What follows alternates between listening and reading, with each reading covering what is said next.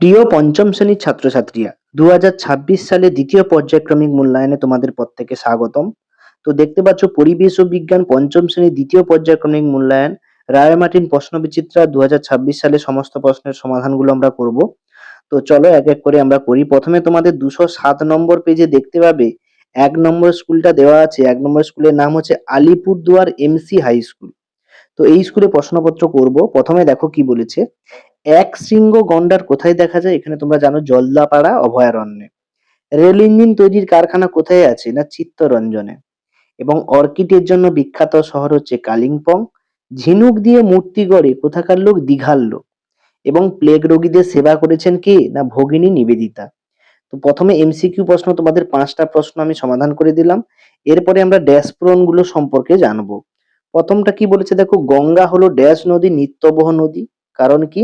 না এই নদীতে সারা বছর জল থাকে, অর্থাৎ যেসব নদীতে সারা বছর জল থাকে তাদের নিত্যবহ নদী বলে।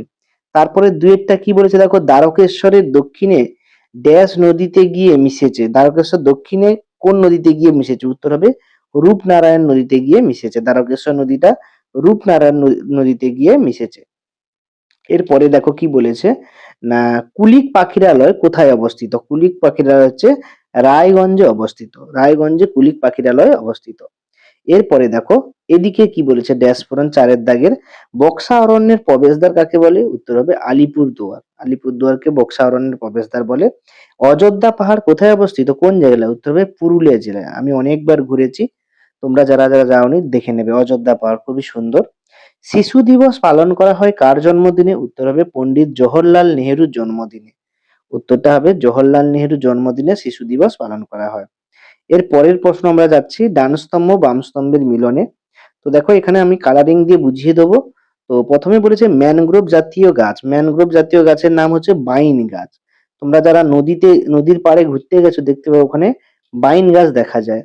সিউড়ি, সিউড়ি হচ্ছে মোরব্বার জন্য বিখ্যাত। তাহলে মোরব্বার জন্য বিখ্যাত জায়গার নাম হচ্ছে সিউড়ি।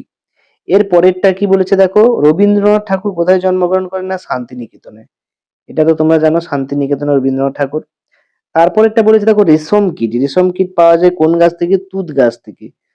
তুঁত গাছ থেকে কি পাওয়া যায়? না রেশম কীট পাওয়া যায় তুঁত গাছ থেকে। এবং লাস্ট বলেছে কীটনাশক। কীটনাশক হচ্ছে এখানে নিম পাতা। নিম পাতাকে কীটনাশক বলা হয়। তো দেখো আমি বিভিন্ন রকম কালারিং দিয়ে বুঝিয়ে দিয়েছি কোনটার সঙ্গে কোনটা হবে। তোমরা বইতে ভালো করে এগুলো দেখে নেবে। এর পরের প্রশ্নে আমরা চলে যাচ্ছি। দেখো 208 নম্বর পেজে আমরা আসছি। তো এখানে অনেকগুলো প্রশ্ন দিয়েছে, সেগুলো করব। প্রথমে বলেছে শাল পাতার ব্যবহার। শাল পাতা থালা বাটি বানাতে কাজে লাগে। সুন্দরবন অঞ্চলে পশ্চিমবঙ্গ কোন অংশে বসতি দ্বীপ সংখ্যা 48টি। তারপরে প্রশ্ন কি বলেছে দেখো, আলিপুর দুয়ারে দুটি নদীর নাম কালজানি এবং তোরসা, এই দুটো নদী। তারপরে সুন্দরবন অঞ্চলে দুটি নদীর নাম মাতলা এবং বিদ্যাধরী নদী। ডিরোজিওর পুরো নাম হেনরি লুইস ভিভিয়ান ডিরোজিও। এবং সিঙ্গলীলা পর্বতশ্রেণী কোথায় অবস্থিত? উত্তর হবে দার্জিলিং এ অবস্থিত। তো তোমরা যারা তোমাদের মোবাইলে আবছা লাগছে এই প্রশ্নগুলো, তো তোমরা একটু মোবাইলের ভিডিও কোয়ালিটি একটু বাড়িয়ে দেবে, সে তাহলে তোমাদের স্পষ্ট চলে আসবে। এমনিতে এই পেজটা একটু ঠিকঠাক ছবি তোলা হয়নি, এই জন্য আবছা লাগছে। তো দেখো এরপরে আমরা 2 নাম্বার গুলো করব। 5-এর দাগের 1-এরটা কি বলেছে, পশ্চিমবঙ্গের সবচেয়ে উঁচু পর্বত শৃঙ্গের নাম সান্দাকফু, তার উচ্চতা 3636। এরপরে আমরা এই প্রশ্নগুলো করব। প্রথমে হচ্ছে হারভেস্টার কির ব্যবহার, ডিবিসির পুরো নাম কি, কেন তৈরি করা হয়, নিত্যবহ নদী কাকে বলে বলতে কি বোঝো, গঙ্গার নদীর উৎপত্তি গতিপথ লেখো, এবং লুপ্তপ্রায় মাছ কাকে বলে। তো এই প্রশ্নের উত্তরগুলো আমরা চলে যাব পরের পেজে। এখানে লেখা আছে দেখো। প্রথমে দেখা 1 নম্বর স্কুলে যে বড় প্রশ্নগুলো দেওয়া আছে। প্রথমে বলেছে হারভেস্টার কি। হারভেস্টার হলো কৃষি যন্ত্র বা ফসল কাটার কাজে ব্যবহৃত হয়। একসাথে অনেক ফসল কাটা, মাড়াই করা, শস্য আলাদা করার কাজে লাগে। ব্যবহার ধান গম ইত্যাদি ফসল দ্রুত কাটতে ব্যবহার করা হয়। এতে শ্রম কম ও সময় বাঁচে এবং উৎপাদন প্রক্রিয়া সহজ হয়। এর পরেরটা কি বলেছিল, ডিভিসির পুরো নাম কি, এটা কেন তৈরি করা হয়। তো এখানে দেওয়া আছে দেখো, ডিভিসির পুরো নাম হচ্ছে দামোদর ভ্যালি কর্পোরেশন, যেখানে বাংলা ইংরেজি দুটোই লেখা আছে, তোমরা লিখতে পারো।